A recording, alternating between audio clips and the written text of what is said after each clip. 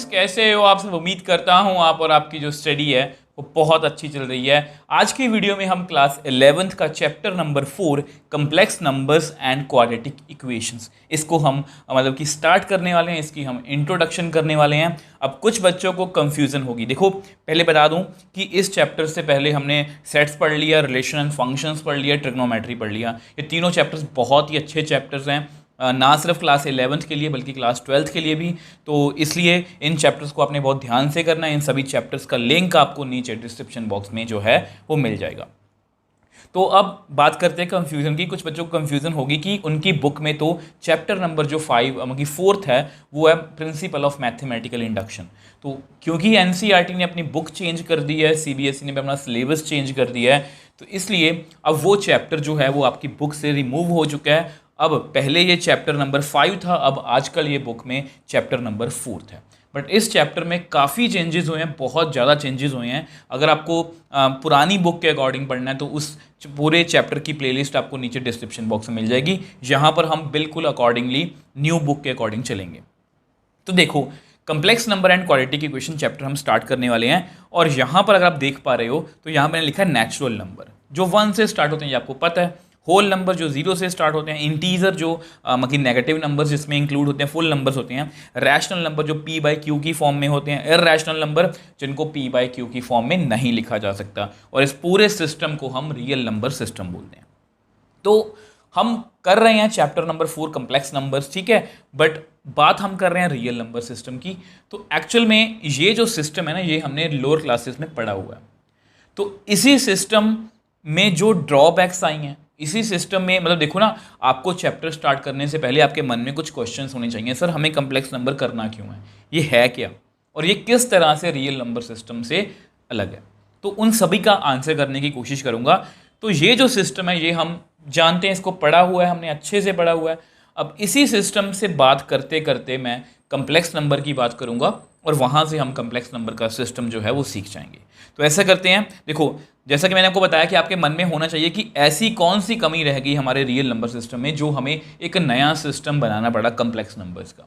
तो वो सब मैं अब आपको बताने की कोशिश करूंगा। एक प्रॉब्लम आएगी आपके सामने, मैं आपके सामने रखूंगा, उसको 2 तरीके से रखूंगा और वहीं से हम अपने सोल्यूशन की तरफ मतलब कि पढ़ेंगे, मतलब अपने चैप्टर की तरफ चलेंगे। अब देखो, यहाँ पर मैंने आपके सामने 2 प्रॉब्लम्स रखी हैं, ठीक है। देखो, अगर मैं वीडियो में चाहता तो मैं डायरेक्टली आइटा से स्टार्ट कर लेता, मतलब आई जो होता है वो इमेजिनरी नंबर होता है, और वहाँ से आपको कम्प्लेक्स नंबर बता देता। बट अगर आप कम्प्लेक्स नंबर्स को अच्छे से करना है, क्योंकि देखो ना, ये टॉपिक बहुत वास्ट है, ये टॉपिक बहुत वास्ट है, और इसमें प्लस क्लास 11 में आपका बहुत छोटा सा पार्ट है। तो जो एनसीईआरटी में मैं आपको वही एक्सप्लेन करने की कोशिश कर रहा हूँ, और इस तरह से करेंगे ताकि अगर आप किसी कॉम्पिटिटिव एग्जाम में बैठते हो तब भी आपके बेसिक जो हैं वो स्ट्रांग होने चाहिए, ठीक है। तो ये प्रॉब्लम 1 है। आपको पता है कि क्वाड्रेटिक इक्वेशन है, तो रूट्स को हम इसी तरह से निकालते हैं। वैसे तो हम फैक्टर्स निकाल के भी कर सकते हैं। एक फॉर्मूला भी होता था -b + -√d/2a, जिसको हम d को क्या बोलते हैं, डिस्क्रिमिनेंट की वैल्यू होती है b² - 4ac। तो आपने 10th में पढ़ा होगा, हमने मतलब कि एक मतलब कि बोलते हैं ना कि क्रैम करवाया जाता था कि d की वैल्यू पॉजिटिव है, 0 से बड़ी है, तो 2 डिफरेंट रियल रूट्स। हमने ऐसे क्वेश्चंस भी काफ़ी किए होंगे 10th में।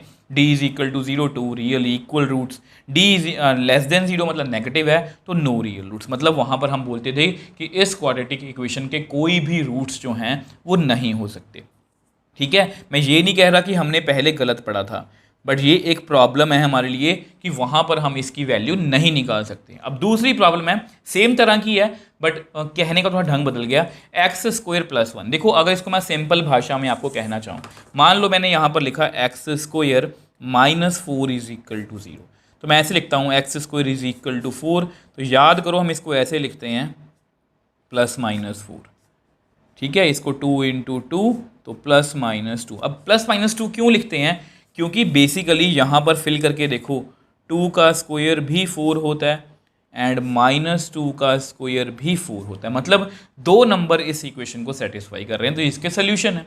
अब यहाँ पर अगर हम रख के देखें तो x² = -1 और square of any number can't be negative. ऐसा मुझे रियल नंबर सिस्टम में एक नंबर बता दो जिसका मैं स्क्वायर करूँ और नेगेटिव आंसर आ जाए। तो मतलब हमारे सामने 2 तरह की, एक ही प्रॉब्लम है बट वो मैंने 2 तरह से आपके सामने रखी है कि इस प्रॉब्लम को, अब ये जो प्रॉब्लम है बहुत बड़ी थी, मतलब हमारी बहुत सी कैलकुलेशंस ऐसी थी जो इसके बिना अधूरी थी। तो इस पर कुछ काम हुआ, तो मतलब कुछ मैथमेटिशियन हुए जिन्होंने मतलब कि हमें एक इमेजिनरी नंबर दिया। उन्होंने हमें क्या दिया, एक इमेजिनरी नंबर दिया। ठीक है, देखो आपको पता है यहाँ पर हम नो रियल रूट्स क्यों लिखते हैं। आपको पता है कि रूट के अंदर जो नेगेटिव वैल्यू होती है ना, वो क्या होती है मैथ्स में, नॉट डिफाइंड। ये नॉट डिफाइंड होती है इन रियल नंबर सिस्टम। तो मतलब हमें कोई रियल नंबर सिस्टम से बड़ा सिस्टम चाहिए था जो इस तरह की वैल्यूज़ को भी टैकल कर पाए।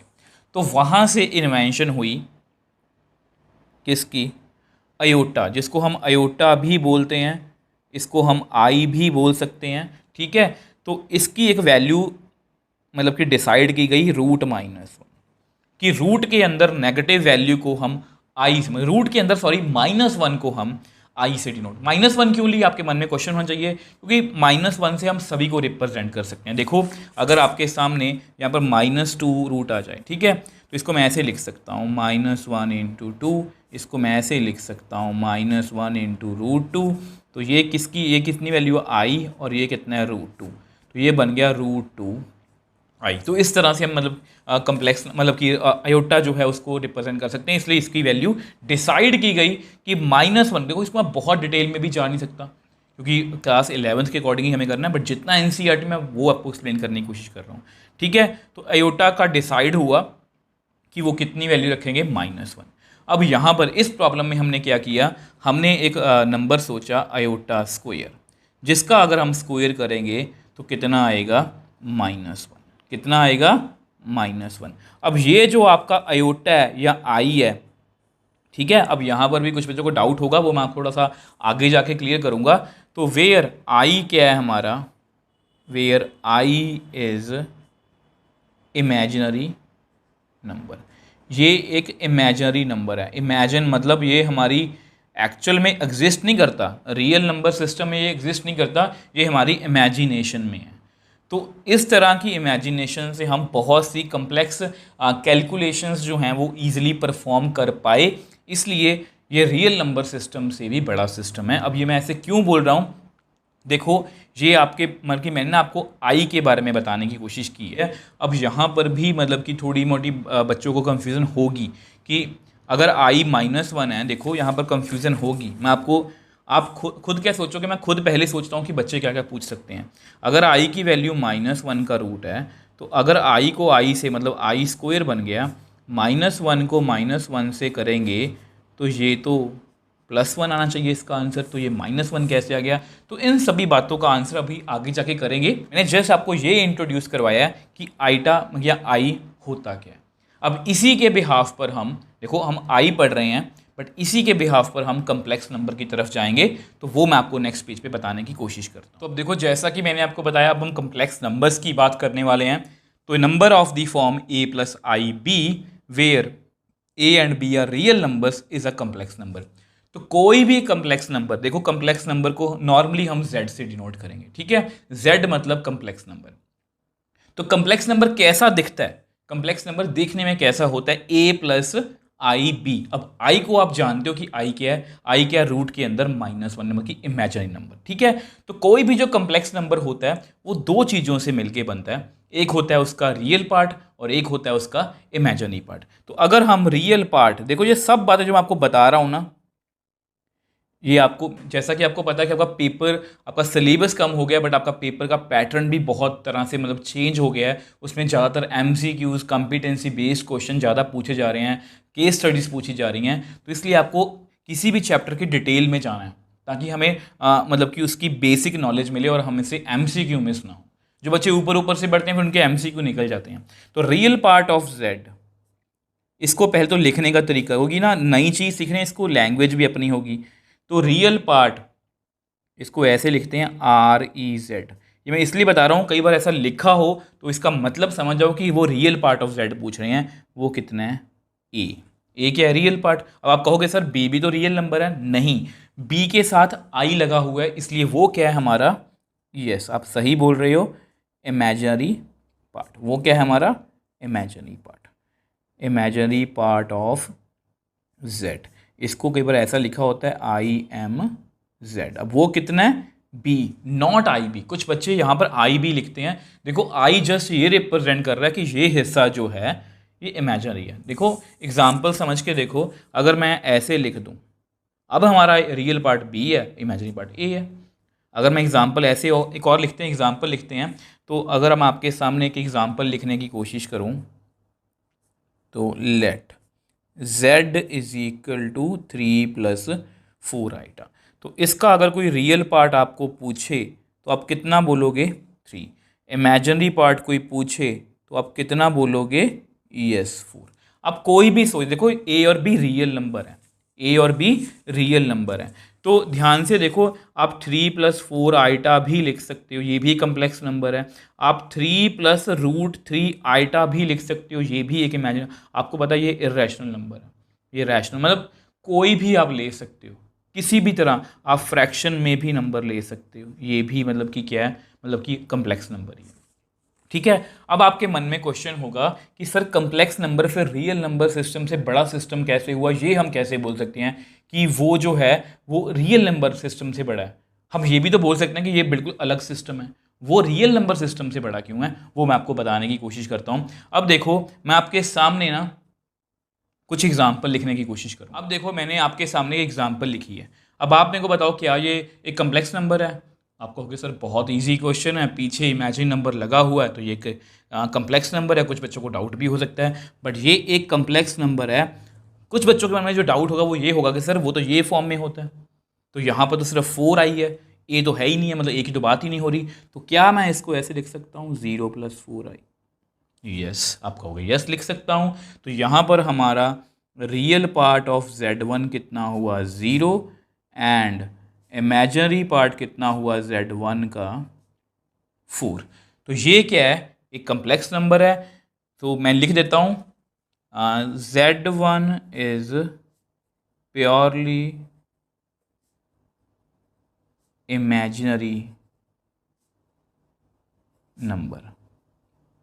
अब ये कौन सी नई बला है, देखो ये मैं लैंग्वेज सिखा रहा हूँ, ये कम्प्लेक्स नंबर है, बट कई बार पेपर में ना ऐसा लिखा होता है कि फलाना जो z है ना वो प्योरली इमेजिनरी है। तो आपको पता होना चाहिए प्योर मतलब बिल्कुल, मतलब कि उसमें कोई भी, वो बोलते हैं ना कि कोई भी उसमें वो नहीं है, ऐसा कोई भी पार्टिकल नहीं है, वो बिल्कुल प्योर है, 100% प्योर है। तो मतलब कि यहाँ पर सिर्फ आई है, यहाँ पर रियल तो है ही नहीं है, रियल पार्ट तो इसका 0 है, सिर्फ इमेजिनरी पार्ट है, तो इसको हम प्योरली इमेजिनरी नंबर बोलेंगे। अब सेम वे से सेकेंड एग्जाम्पल की बात करते हैं। अब देखो यहाँ पर मैंने z2 इज इक्वल टू 3 लिखा है। अब ये बताओ कौन सा नंबर है। अब बहुत से बच्चे बोलेंगे सर ये तो रियल नंबर है, 3 रियल नंबर है। यस आप बिल्कुल सही बोल रहे हो, बट अगर मैं आपको कहूँ ये कम्प्लेक्स नंबर है तो फिर होगी ना वो कि सर ये तो लड़ाई वाली बात होगी कि आप रियल नंबर, हम तो इसको रियल नंबर बोलते हैं अभी तक, आप बोल रहे हो कि ये कम्प्लेक्स नंबर है, ये कम्प्लेक्स नंबर कैसे हो गया।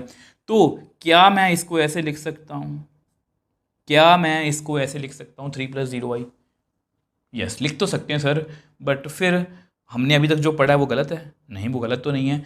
इसको मैं ऐसे लिख सकता हूँ ना, देखो ध्यान से मेरी बात सुनना, 3 + 0 आई मैं लिख सकता हूँ, मतलब इसका रियल पार्ट कितना हुआ यस 3, इमेजिनरी पार्ट कितना हुआ इसका 0। तो इसका मतलब ये क्या है, z2 is purely real number. जो आप बोल रहे थे, जो आप बोल रहे थे स्टार्टिंग से कि सर ये तो रियल नंबर है, यस एक रियल नंबर है, बट इसको मैं कम्प्लेक्स नंबर की फॉर्म में भी लिख सकता हूँ। अब थोड़ा सा पीछे चलते हैं, याद करो हम ये जब छोटे थे ना हम ये बोलते थे, अच्छा ये बताओ ये 1 है, ये कौन सा नंबर है? कुछ बच्चे बोलेंगे सर नेचुरल नंबर, कुछ बच्चे बोलेंगे सर होल नंबर, कुछ बच्चे बोलेंगे सर इंटीजर, कुछ बच्चे बोलेंगे सर रैशनल नंबर।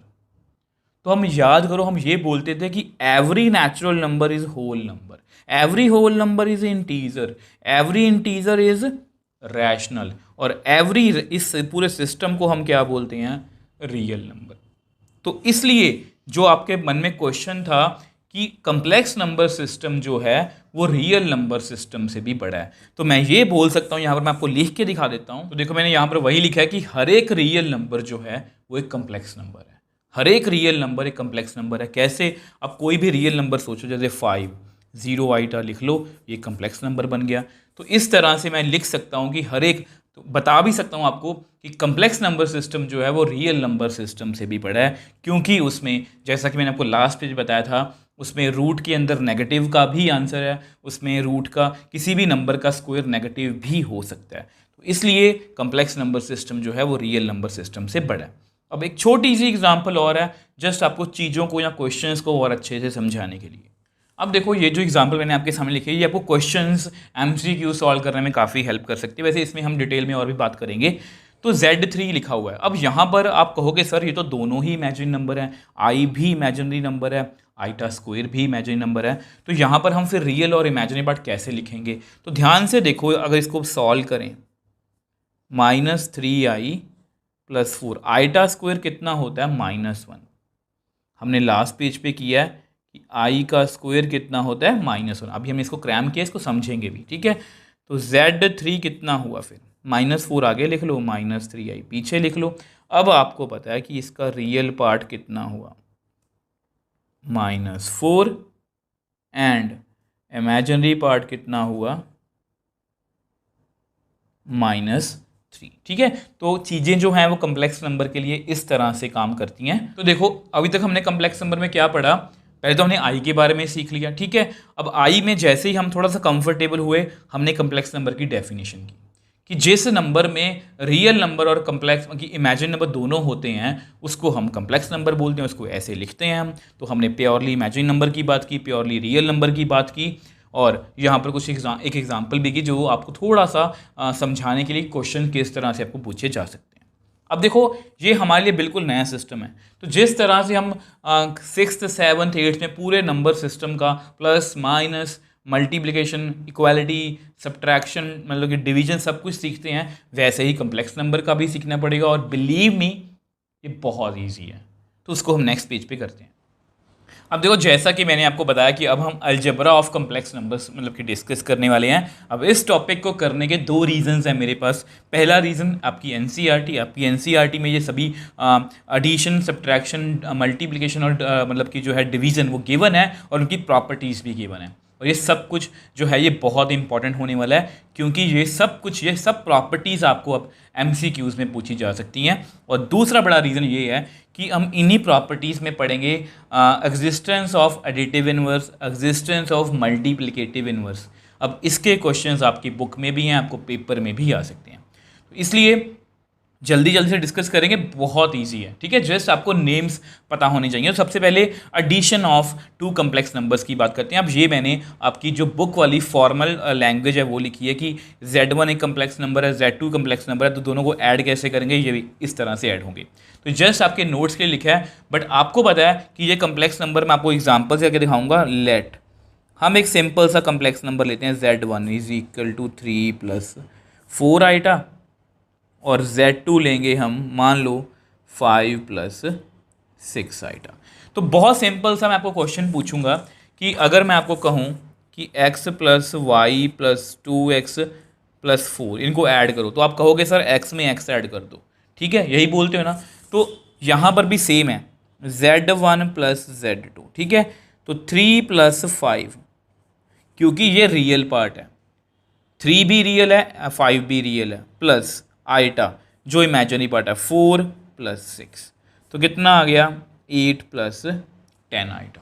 तो बहुत सिंपल सी बात है कि रियल पार्ट में हम रियल पार्ट को ऐड करेंगे, इमेजिनरी में इमेजिनरी को ऐड करेंगे। बहुत सिंपल सी चीज़ है, ठीक है। अब एक एक करके प्रॉपर्टी मैं आपको बताऊंगा और उसको डिस्कस करने की कोशिश करेंगे। अब देखो ये आपकी फर्स्ट प्रॉपर्टी है क्लोजर लॉ, ठीक है। देखो आपको सिर्फ नेम पता होने चाहिए, क्योंकि अगर आपको ऐसा कोई MCQ आ गया कि एडिशन में क्लोजर लॉ एप्लीकेबल है या नहीं, आपको कुछ ऑप्शंस आ सकती हैं। तो ये होता क्या है, सम ऑफ टू, मतलब अगर हम दो कम्प्लेक्स नंबर्स को ऐड करेंगे ना, तो ऐड करके भी हमें कम्प्लेक्स नंबर ही मिलेगा। आपके सामने है ये कम्प्लेक्स नंबर है, ये कम्प्लेक्स नंबर है, मैं दोनों को ऐड किया तो 8 + 10 आया, 10 आइटा आया, तो ये भी एक क्या है, कम्प्लेक्स नंबर ही है। तो क्लोजर लॉ बस इतना ही है।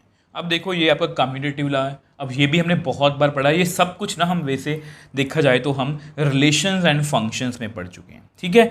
तो Z1 + Z2 = Z2 + Z1, ठीक है। अब देखो 3 मतलब मैंने इसको ऐड किया तो 3 + 5 प्लस आइटा 4 प्लस 6। अगर इसको उल्टा कर दें 5 प्लस 3 6 आइटा प्लस 4 आइटा, वो भी 10 आइटा ही बनेगा, मतलब सेम ही आएगा आंसर। एडिशन को कभी भी फर्क नहीं पड़ता, तो उस कम्प्लेक्स नंबर में भी कभी कोई फर्क नहीं पड़ेगा। अब देखो ये आपकी थर्ड प्रॉपर्टी है एसोसिएटिव लॉ। देखो Z1 3 plus 4 iota, Z2 5 plus 6 iota, मैंने अपनी तरफ से Z3 मान लिया 7 प्लस 8 आइटा, ठीक है। तो मैंने इन दोनों को, देखो एसोसिएटिव लॉ क्या होता है या लॉ क्या होता है कि ब्रैकेट चेंज करने से भी फ़र्क पड़ता है या नहीं पड़ता, ये चेक करते हैं हम। तो पहले Z1 प्लस Z2 को ऐड किया, 3 plus 5 8, 4 iota plus 6 iota 10 iota, ठीक है। अब इसमें मैंने Z3 ऐड किया, 8 plus 7 15, 10 iota plus 8 iota 18 iota. अब Z1 plus Z2 plus Z3, अब Z2 प्लस Z3 को पहले ऐड करेंगे, 5 plus 7 12, 6 iota plus 8 iota 14 iota, इनको आपस में ऐड किया, ये 15 बना, 4 प्लस 14 18 आइटा, मतलब ये आपस में इक्वल है, मतलब यहाँ पर एसोसिएटिव लॉ भी जो है वो होल्ड करता है। तो तीनों प्रॉपर्टीज़ अब आप याद रखोगे। अब जो नेक्स्ट दोनों प्रॉपर्टीज़ बताने वाला हूँ वो बहुत इंपॉर्टेंट है। अब देखो जो मैं आपको नेक्स्ट प्रॉपर्टी बताने, एक्चुअली दोनों जो प्रॉपर्टीज़ हैं वो आपस में कनेक्टेड हैं, ठीक है। एग्जिस्टेंस ऑफ एडिटिव आइडेंटिटी, अब इसके बारे में नॉर्मली नहीं पता होता, एक्चुअल में हमें पता होता है, बट इसका नेम थोड़ा सा अजीब सा है। देखो अगर मैं आपको कहूँ कि 2 में मैं ऐसा क्या ऐड करूँ कि आंसर 2 ही आ जाए, वापस उतना ही आ जाए, आप बोलोगे सर 0। 3 में मैं क्या ऐड करूँ कि वापस से 3 आ जाए, 0। तो 0 क्या है, एडिटिव आइडेंटिटी। सेम वे से Z1 में कम्प्लेक्स नंबर में क्या ऐसा ऐड करूं कि Z1 ही आ जाए। आप चेक कर लो, Z1 था आपका 3 प्लस 4 आइटा, अब उसमें आप 0 ऐड कर दो तो कितना आंसर आएगा, 3 plus 4 iota. Therefore 0 is additive identity. देखो ये चीज़ें ना हमें ज़्यादा याद नहीं करनी, बस आपकी नॉलेज में ये होनी चाहिए, मतलब आप एक बार इससे गो थ्रू हो जाओ, क्योंकि कोई भी MCQ कहीं से भी आ सकता है। अब देखो जैसा कि मैंने आपको बताया था कि ये दोनों प्रॉपर्टीज़ आपस में कनेक्टेड हैं, अगर एडिटिव आइडेंटिटी होगी तभी एडिटिव इनवर्स आएगा। अब ये बहुत इंपॉर्टेंट है क्योंकि इसका क्वेश्चन भी है, तो ये भी मैं आपको सिंपल वे में एक्सप्लेन कर देता हूँ। पहले मैं लिख के दिखाता हूँ। अब देखो ये आपका एडिटिव इनवर्स है, मतलब मैंने Z1 लिया 3 प्लस 4 आइटा, उसमें मैं ऐसा कौन सा नंबर ऐड करूँ कि उसका आंसर एडिटिव आइडेंटिटी के बराबर बन जाए। देखो 3 प्लस 4 आइटा है, तो मैं 3 में -3 कर दूंगा, 4 में -4 कर दूंगा, 0 आए, क्योंकि एडिटिव आइडेंटिटी हमारी कितनी है, 0। तो -3 -4 iota is additive inverse of Z।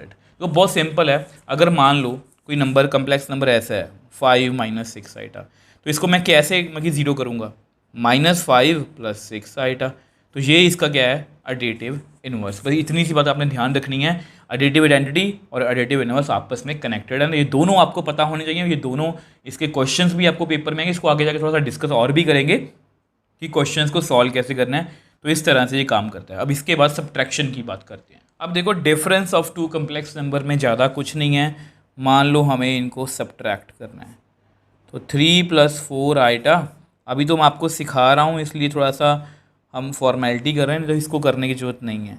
तो Z1 - Z2, तो 3 - 5, रियल में से रियल सब्ट्रैक्ट होगा, प्लस आइटा 4 - 2। ये प्लस कैसे आया, देखो 4 आइटा -2 आइटा, बेसिकली वही लिखा है मैंने, ठीक है।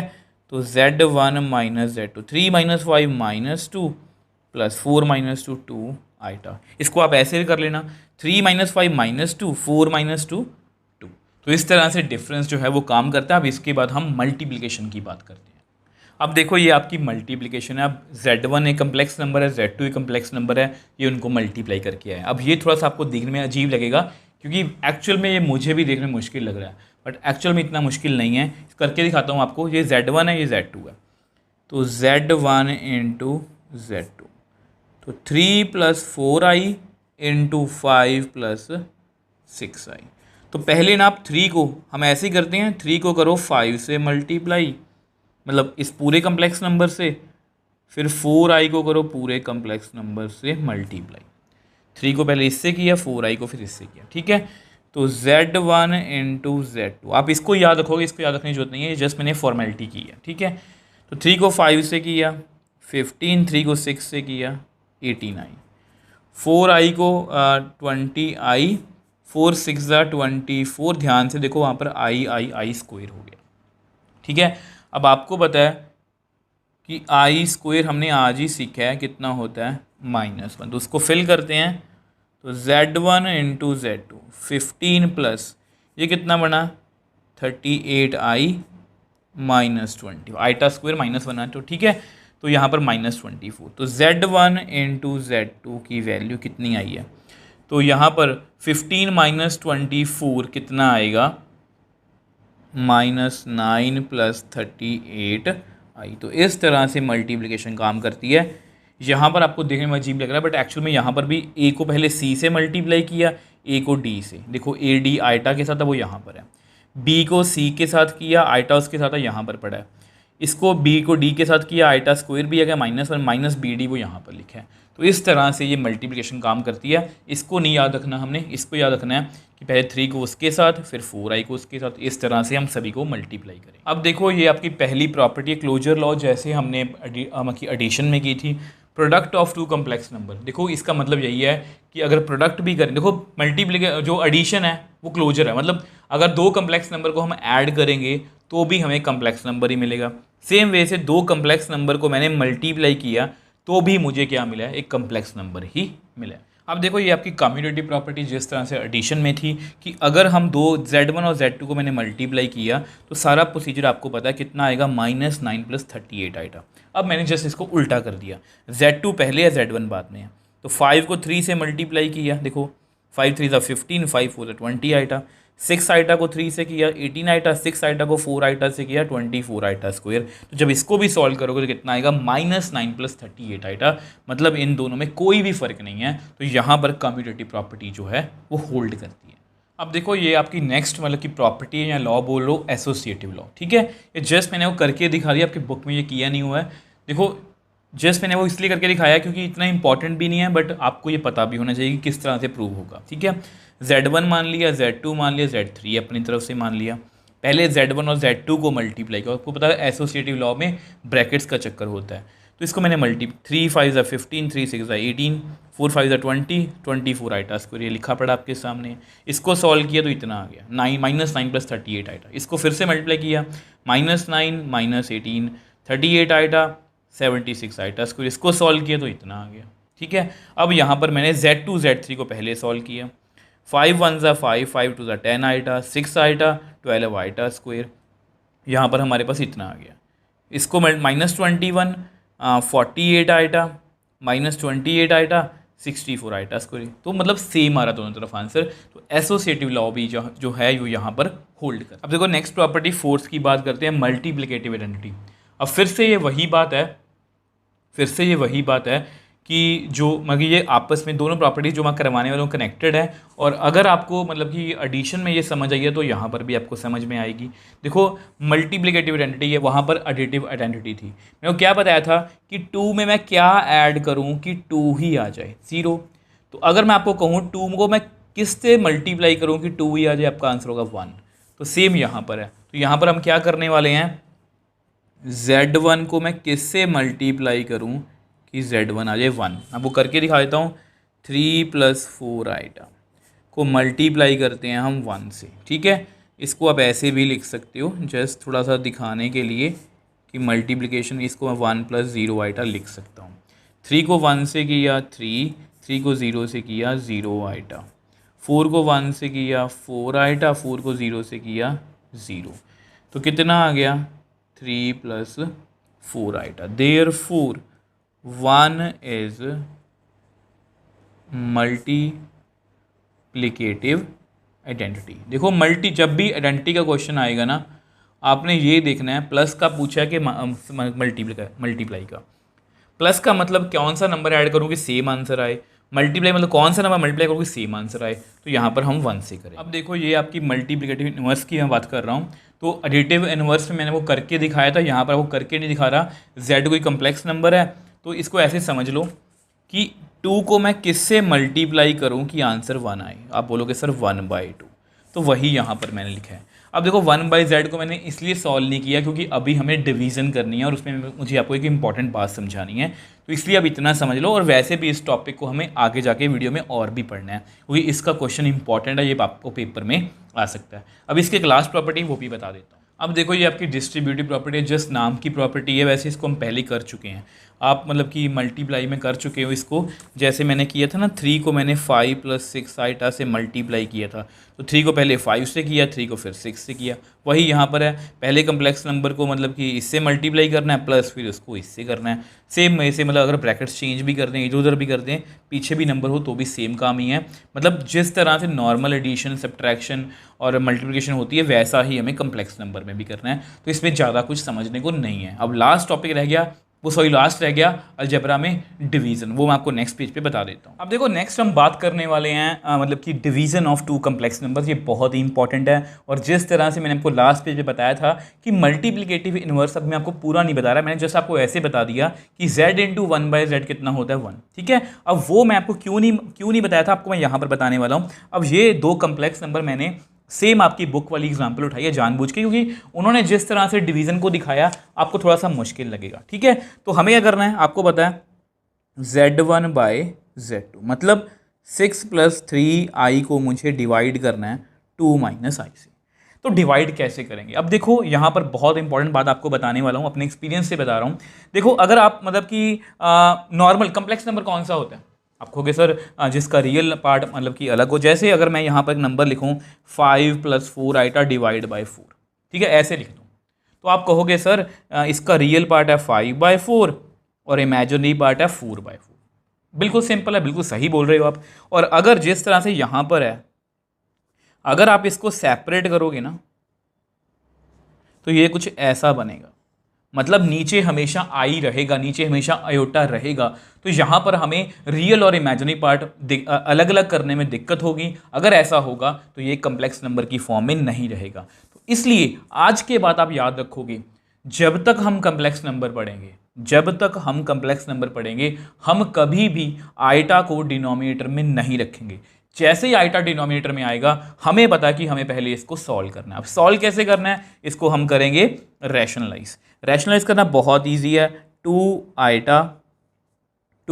आइटा यहाँ माइनस है तो प्लस, ठीक है, करना वही कुछ है। तो देखो अब आपको पता है कि बेसिकली मुझे यहाँ पर मल्टीप्लाई करना है 6 को 2 + आइटा से, 3 आइटा को 2 + आइटा से। नीचे कितना बनेगा ध्यान से देखो, 2 - आइटा 2 + आइटा। एक बार आपको फुल सॉल्व करके दिखा रहा हूँ, उसके बाद मतलब जब आप ऐसे क्वेश्चन सॉल्व करोगे आपको बार बार ये सब कुछ करना नहीं पड़ेगा। 6 × 2 = 12, मतलब एक बार स्टेप समझ लो। 6 आइटा, क्योंकि ना जो आपकी बुक में स्टेप्स हैं वो आपको समझ में नहीं आएंगे।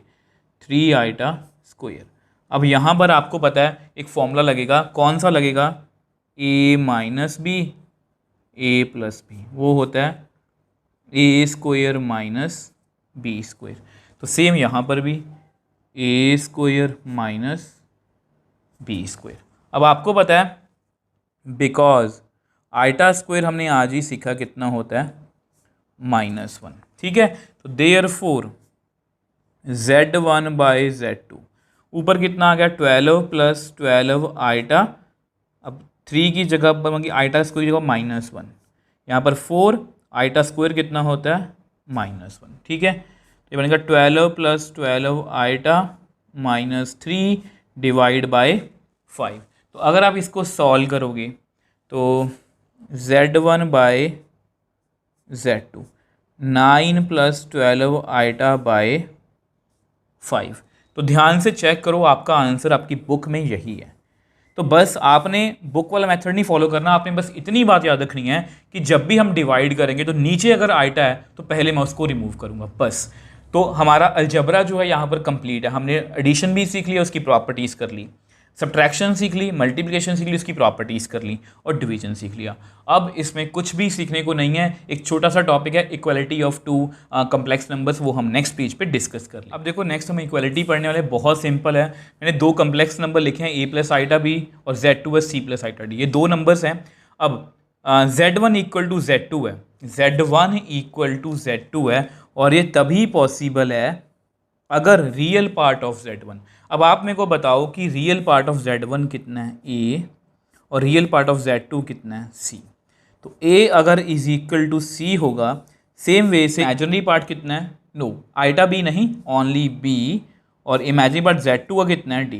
तो अगर real part equal to real part है, imaginary part equal to imaginary part है, तो ही कम्प्लेक्स नंबर्स इक्वल होंगे। बहुत सिंपल सी बात है। देखो अगर दो कम्प्लेक्स नंबर हैं 3 + 4 आइटा, अब कुछ बच्चे इन दोनों को बराबर बोलते हैं, बट ये गलत है, क्योंकि 3 = 4 नहीं हो सकता, क्योंकि रियल पार्ट उनको लगता है कि 3 और 4 है, 3 और 4 है, ये गलत है। 3 जो है 3 + 4 आइटा जो है वो 3 + 4 आइटा के ही इक्वल होगा, 3 इसके ये इसके। तो ये छोटी छोटी बातें हैं, ये आपको पता होनी चाहिए। अब देखो नेक्स्ट हम करने वाले हैं पावर्स ऑफ आई। तो ये बड़ा ही इंपॉर्टेंट टॉपिक है, क्योंकि ऐसे क्वेश्चंस आपको पेपर में आ सकते हैं। तो कैसे सॉल्व करेंगे, आपको आई पता है, ये -1 का अंडर रूट होता है, I² -1 होता है, ठीक है। तो सबसे पहले अगर हम आइटा क्यूब की बात करें, तो क्या मैं इसको ऐसे लिख सकता हूँ, I² × आइटा। मैंने ब्रेक करके लिख लिया। अगर मान लो 2 की पावर 3 है, तो मैं उसको लिख ही सकता हूँ 2 की पावर 1 × 2 की पावर 2। ये 1 है, ये 2 है, मतलब 3 ही हो गए। तो यहाँ पर मैंने सेम लिखा है। अब I² आपको पता है -1 है, ये I है, तो -I। तो आइटा क्यूब जो है वो आपकी वैल्यू कितनी आई है, -I। सेम वे से अगर हम I4 की बात करें, तो I4 को मैं इस तरह से लिख सकता हूँ, आप मेरे को बताओ। यस, I² कितना होता है, -1 × -1 कितना बना, +1। तो I4 कितना आया, +1। तो यहाँ से आपने एक बात सीखनी है कि जब भी देखो आइटा का इसके अलावा कोई भी और पावर नहीं है, मतलब जितने भी आप आइटा के आंसर आएंगे वो यही आएंगे। मैं आपको नेक्स्ट एग्जांपल्स करके भी दिखाऊंगा, कुछ एग्जांपल्स करके दिखाऊंगा आपको, दिखाने के लिए आपने यही 4 आइटास की आइटा की जो वैल्यूज़ हैं याद रखनी है। आइटा रूट की पावर -1, I² -1 होता है, आइटा क्यूब माइनस आइटा होता है, I4 1 होता है। और इसमें से भी जो सबसे इंपॉर्टेंट है वो कौन सी हैं, ये दोनों, यही दोनों आपने याद रखनी है। अब इसके पीछे रीज़न है कि इनका जो आंसर है ना वो एक रियल नंबर है, इन दोनों का जो आंसर है वो एक रियल नंबर है। अभी आपको मेरी बात समझ में नहीं आ रही है, मतलब जब भी आपने ब्रेक करना है, ऐसा करता हूँ मैं आपको यहाँ पर लिख के दिखाता हूँ।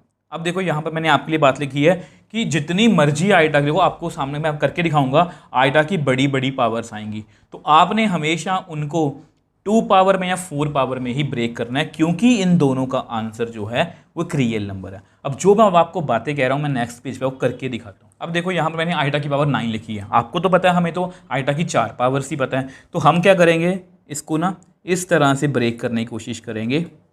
देखो 4 × 2 कितना होता है, 8 आइटा हमने लिख लिए, एक आइटा एक्स्ट्रा है, ठीक है। मैंने आइटा पावर 9 को इस तरह से ब्रेक कर लिया, ठीक है।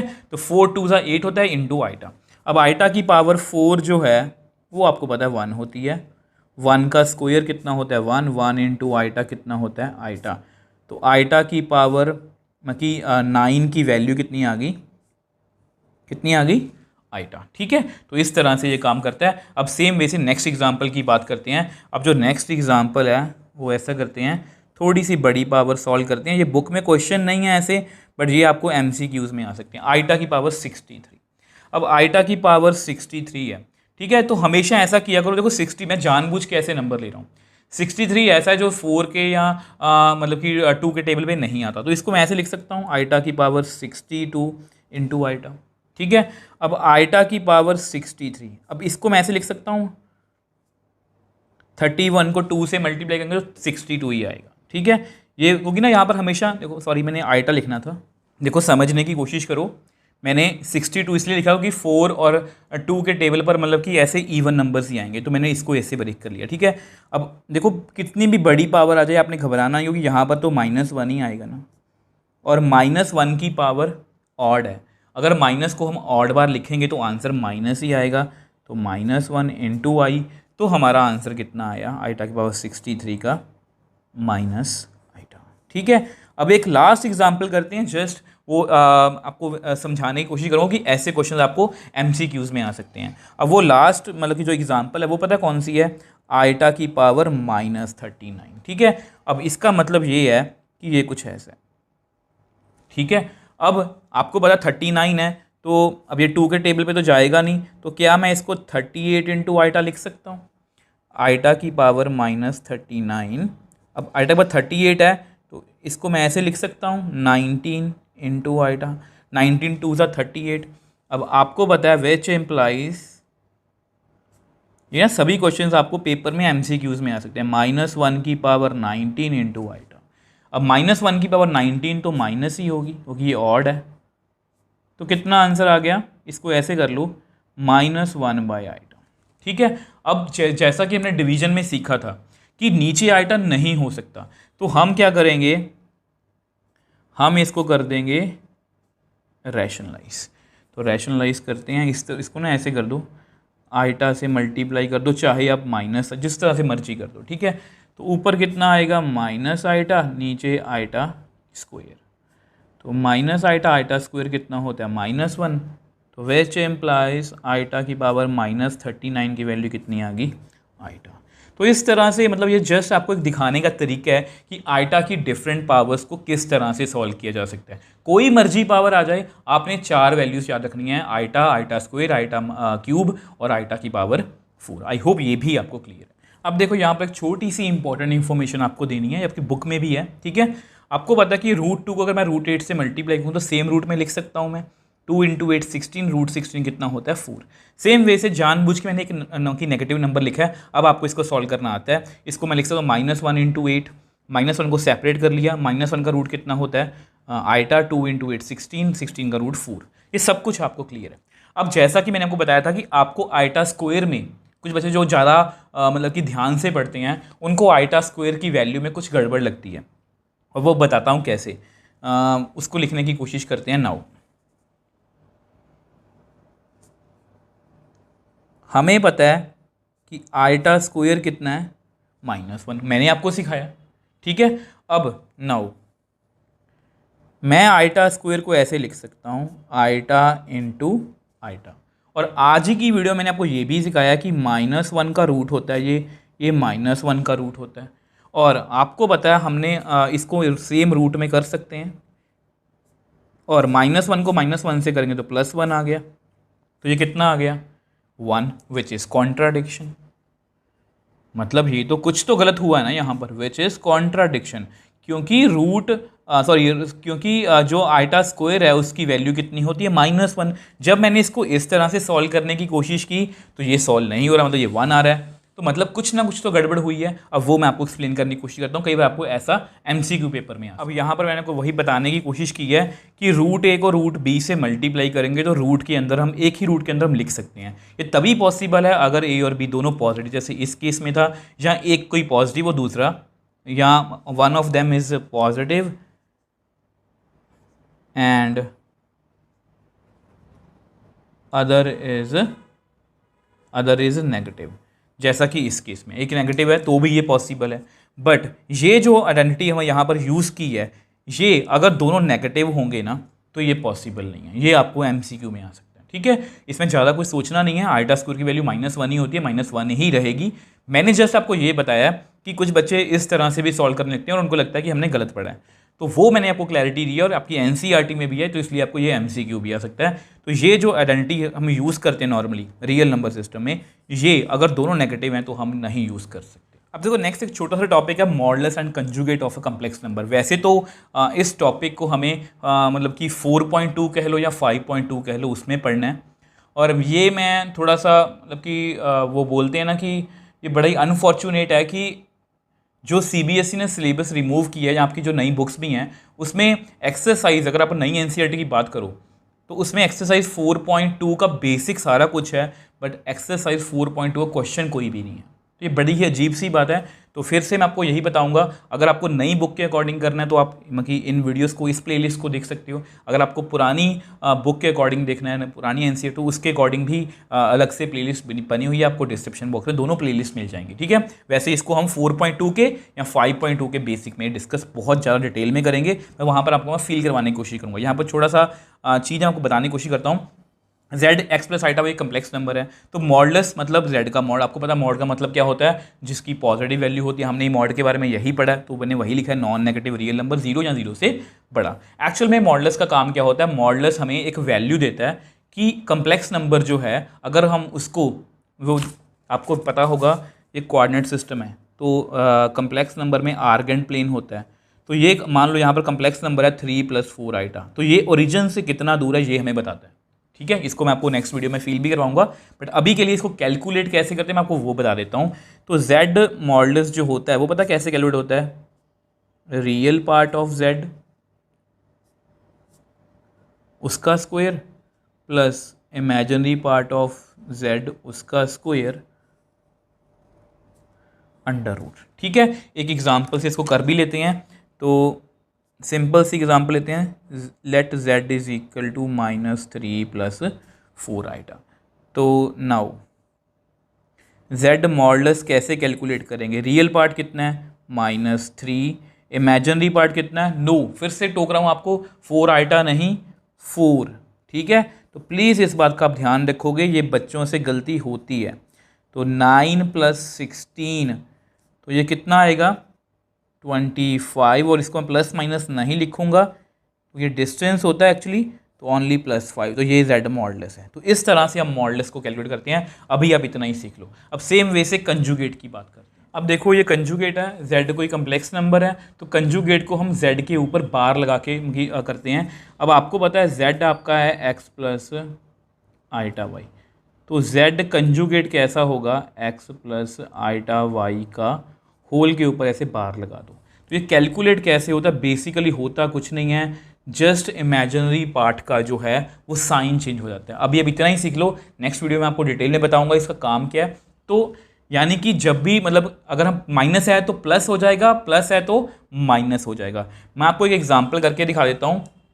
देखो ऐसा नहीं है, कुछ बच्चों को ना कंफ्यूजन होती है, जैसे let z is equal to -3 + 4 iota लिखते हैं, तो z कंजुगेट कितना आएगा इसका -3 + 4 आइटा का बार। अब कुछ बच्चे गलती करते हैं, वो यहाँ पर +3, यहाँ पर -3 आएगा, जस्ट इसका साइन चेंज होगा। इस बात का आपने जो है वो ध्यान रखना है कि जस्ट इसका साइन चेंज होगा। ठीक है, अब एक मैं आपको एग्जाम्पल और करके दिखाता हूँ। अब देखो, अगर कोई आपको बोले कि इसका कंजुगेट फाइंड करो, तो कई बार बच्चों को दिक्कत आती है। तो मैं आपको वैसे ही बता रहा हूँ, आपको MCQs में ऐसे क्वेश्चन आ सकते हैं।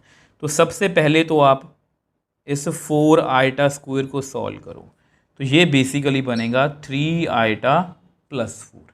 अगर आप अब कंजुगेट करोगे तो ये बेसिकली 4 + 3 आइटा का कंजुगेट है, यानी कि 4 - 3 आइटा। तो प्लीज़ इस बात का ध्यान रखोगे, ऐसे क्वेश्चंस डाल के वो आपको कंफ्यूज कर सकते हैं। तो मॉडुलस क्या है? इमेजिनरी पार्ट का स्क्वायर प्लस रियल पार्ट का स्क्वायर प्लस इमेजिनरी पार्ट का स्क्वायर अंडर रूट। कंजुगेट क्या है कि जस्ट हमें इमेजिनरी पार्ट का साइन रिवर्स करना है। ठीक है, अब इन दोनों की कुछ प्रॉपर्टीज़ हैं, वो जस्ट हमें याद रखनी है, मैं आपको लिख के बता दें। अब देखो ये प्रॉपर्टीज़ है मॉडुलस की, कि अगर दो मल्टीप्लाई में कम्प्लेक्स नंबर है, होल का मॉडुलस है, तो सिंगल सिंगल का मॉडुलस मैं लिख सकता हूँ। अगर सेम डिवाइड में है तो सिंगल सिंगल का मॉडुलस मैं लिख सकता हूँ। मॉडुलस मतलब z जो है कम्प्लेक्स नंबर जो है वो 0 के इक्वल नहीं होना चाहिए, क्योंकि समथिंग अपॉन 0 क्या होगा, नॉट डिफाइंड। सेम वे से प्रॉपर्टीज ऑफ कंजुगेट है, ये बहुत ईजी हैं। अगर प्लस में होल का कंजुगेट है तो सिंगल सिंगल हो सकता है, माइनस में होल का कंजुगेट है तो सिंगल सिंगल हो सकता है, मल्टीप्लाई में होल का कंजुगेट है तो सिंगल सिंगल हो सकता है, और अगर पूरे डिवाइड का कंजुगेट है तो सिंगल सिंगल हो सकता है। यहाँ पर भी z2 0 नहीं होना चाहिए, अदरवाइज ये प्रॉपर्टी होल्ड नहीं करेगी। तो ये जस्ट आपको याद करनी है, इसमें इतनी कोई बड़ी बात नहीं है। अब हमारा लास्ट टॉपिक रह गया मल्टीप्लिकेटिव एंड एडिटिव इनवर्स, अब उसको हम डिस्कस कर लेते हैं। अब देखो नेक्स्ट हम बात करने वाले हैं एडिटिव इनवर्स की। वैसे इसको प्रॉपर्टीज़ में थोड़ा बहुत डिस्कस कर चुके हैं, तो आपको मतलब पता है, बट इसको कैलकुलेट कैसे करना हमको वो बताने वाला हूँ, या क्वेश्चन किस तरह से आएगा। देखो आपको मैंने ये समझाया था, सबसे पहले एडिटिव आइडेंटिटी की बात करते हैं। मैंने को ये बताया था कि 2 में हम क्या ऐड करें कि 2 ही आ जाए, तो आप बोलोगे सर 0, तो 0 इसकी क्या है, एडिटिव आइडेंटिटी। अब 2 में मैं क्या नंबर ऐड करूं कि आंसर एडिटिव आइडेंटिटी आ जाए, तो आप बोलोगे सर -2। ठीक है, सेम वे से इसका क्वेश्चन कैसे आएगा मैं वो करके दिखा देता हूं। देखो यहाँ मैंने आपके सामने क्वेश्चन लिखा है एडिटिव इनवर्स का। ठीक है, तो क्या इसका पर्पस क्या है कि इसमें मैं क्या ऐड करूं। देखो अब तो आपको पता ही है, मैं आपको जस्ट प्रोसीजर बता रहा हूँ, इज इक्वल टू 0, कि उसको ऐड करें तो 0 आए। अब x + आइटा y इधर रख लो, इसको उधर ले जाओ, तो ये -3 - 4 आइटा। अब दो कम्प्लेक्स नंबर इक्वल है, मतलब x जो है वो -3 के इक्वल है, y जो है वो -4 के इक्वल है। Therefore -3 - 4 iota is additive inverse of 3 + 4 iota. बहुत सिंपल है, जस्ट आपको एक बार रिकॉल करना था कि इसका मतलब क्या होता है, कि इसको हम क्या ऐड करें कि 0 आंसर आ जाए। तो यहाँ पर जो भी है उसका बेसिकली साइन चेंज करना है। अब सेम वे से लास्ट है मल्टीप्लिकेटिव। अब देखो लास्ट टॉपिक मल्टीप्लिकेटिव इनवर्स की बात करते हैं, तो ये भी मैं आपको समझा चुका हूँ, ठीक है। तो मल्टीप्लिकेटिव आइडेंटिटी हमने पढ़ी थी, ठीक है, कि मैं 2 को ऐसे कौन से नंबर से मल्टीप्लाई करूँ कि 2 ही आ जाए, मतलब 1। तो 2 क्या हुआ, मतलब 1 क्या हुआ, इसकी मल्टीप्लिकेटिव आइडेंटिटी, ठीक है। तो मैंने आपको ये बताया था कि किसी कम्प्लेक्स नंबर को मैं किससे मल्टीप्लाई करूँ कि आंसर 1 मतलब मल्टीप्लिकेटिव आइडेंटिटी आए। तो मैंने आपको डायरेक्टली बताया था 1/z, मैं आपको करके नहीं दिखाया था क्योंकि तब हमने डिवीजन नहीं पढ़ी थी। अब मैं आपको वही क्वेश्चन कंप्लीट करवा रहा हूँ कि 3 + 4 आइटा का मल्टीप्लिकेटिव इनवर्स फाइंड करना है, और कई बार पेपर में ऐसा भी लिखा होता है, ये भी आपको MCQ में आ सकता है, इसलिए बता रहा हूँ, ठीक है। तो हमें क्या करना है, हमें 3 + 4 आइटा को एक कम्प्लेक्स नंबर से मल्टीप्लाई करना है, और मल्टीप्लाई करके कितना आना चाहिए, 1। तो ये प्रोसीजर है।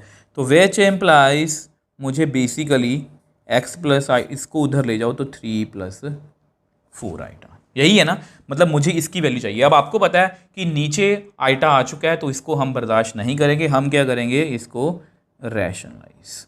उनको यही समझाया स्टार्टिंग से कि इसको ऐसे ही करना है, ठीक है। तो इसको मल्टीप्लाई कर लेते हैं, तो x + आइटा y = 3 - 4 आइटा, नीचे कितना आएगा, 3 + 4 आइटा, 3 - 4 आइटा। अब इसका आपको मतलब कि फॉर्मूला जो है वो पता है, a + b, ठीक है। अभी आपको डिटेल में बता रहा हूँ, फिर क्वेश्चन जब करेंगे फिर जल्दी जल्दी से कर देंगे, a² - b²। तो कितना आंसर आएगा, 3 - 4 आइटा, नीचे a² - b², ठीक है। तो which implies x + iota y, 3 - 4 iota, नीचे 9, 16 आइटा स्क्वायर। अब आइटा स्क्वायर आप सभी को पता है कितना होता है, -1। तो यहाँ पर कितना बन गया, x + iota y = 3 - 4 iota divide by 16 और 9 25, ठीक है। तो ये हमारा क्या है, मल्टीप्लिकेटिव इनवर्स। इसको मैं अच्छे से लिख देता हूँ, 3/25, 4/25 आइटा। मतलब अगर मैं इसको इससे मल्टीप्लाई करूंगा ना, तो मेरा आंसर कितना आएगा, 1 ही आएगा। तो इस तरह से मैंने आपको मल्टीप्लिकेटिव इनवर्स बता दिया। अब आपकी बुक में ना एक डायरेक्ट मेथड भी है, वो मैं आपको इसलिए बता रहा हूँ, कई बार आपको MCQs में आएगा तो आपको ये पता होना चाहिए। वो डायरेक्ट मेथड मैं आपको यहाँ पर करके दिखा देता हूँ। अब देखो ये इसका डायरेक्ट मेथड है, ठीक है। Multiplicative inverse of z is given by z inverse = z conjugate by z का मॉडुलस का स्क्वायर। z कंजुगेट आपको पता है 3 - 4 आइटा आएगा। z मॉडुलस आपको निकालना आता है, रियल पार्ट का स्क्वायर, इमेजिनरी पार्ट का स्क्वायर, √रूट 25 आ गया। यहाँ पर अगर स्क्वायर करेंगे तो 25 रह गया, डिवाइड किया तो हमारा क्या मिला, हमें मल्टीप्लिकेटिव इनवर्स। ये आपको क्वेश्चन MCQ में पूछा जा सकता है। आई होप, देखो यहाँ पर हमारी वीडियो आज खत्म है, तो मैंने आपको पूरी NCERT मतलब इस तरह से एक्सप्लेन करने की कोशिश की है कि ताकि पूरी NCERT भी हमारी कवर हो पाए, और आपको जो कम्प्लेक्स नंबर की जरूरी इंफॉर्मेशन है वो भी मैं आपको सरल भाषा में, ईजी भाषा में आपको बता पाऊँ। देखो मैं आपको बताने को बहुत कुछ बता सकता हूँ, ये टॉपिक बहुत वास्ट है, बट मैंने उतना बताया जो आपको NCERT मतलब बोर्ड पॉइंट ऑफ व्यू से या क्लास 11th या 12th के पॉइंट ऑफ व्यू से इंपॉर्टेंट है, और जो आपके लिए अच्छा है, जो आपको पता होना चाहिए। इस मतलब कि बेसिक के बिहाफ पर आप कोई भी हायर लेवल की प्रेपरेशन भी कर सकते हो। तो इसलिए मैंने आपको सब कुछ बताने की कोशिश की है। अगर आपको आज की वीडियो में कोई भी डाउट है, मुझे नीचे कमेंट बॉक्स में लिख सकते हो, मुझे इंस्टाग्राम, टेलीग्राम पर मैसेज भेज सकते हो, मैं हमेशा आपका रिप्लाई करता हूँ। अगर आपको वीडियो थोड़ी सी भी हेल्पफुल लगी तो वीडियो को लाइक कीजिए, शेयर कीजिए और इस चैनल को सपोर्ट कीजिए।